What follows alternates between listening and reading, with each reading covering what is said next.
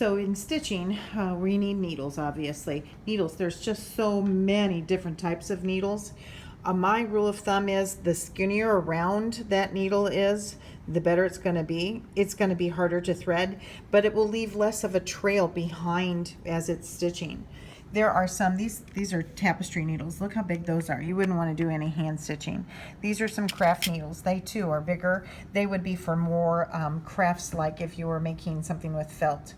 Then beading needles, they're tiny, skinny little things. That's so you can get it through real skinny, little tiny, dressy beads.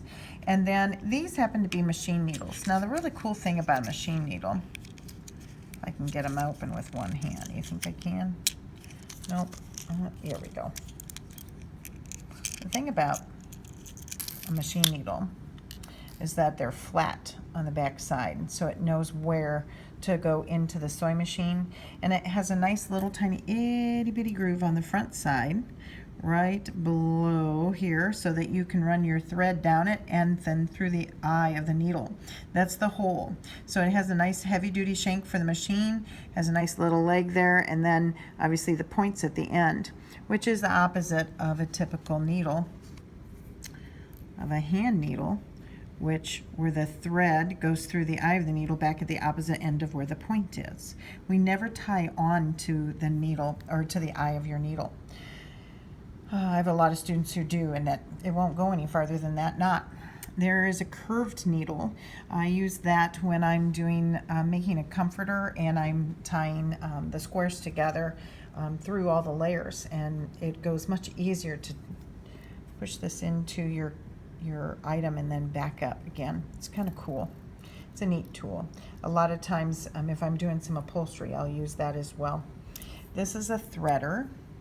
I don't use it very often. Can you see that? So you put this through the eye of a needle and then put your thread through it and then pull it back out so it threads it. And a couple other things with the stitching section is a thimble. There's lots of different types of thimbles. This is a good old metal one, but you wear it on your push finger. So as I push my needle through with my middle finger, I'm going to be pushing it with, I make sure that I have a thimble on it to protect it. And then this is a point turner. The book calls it a pointer.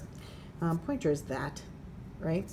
This is a point turner, and it's for like corners and things that you need to push the inside of the fabric out so that you have a nice sharp corner after you've stitched it.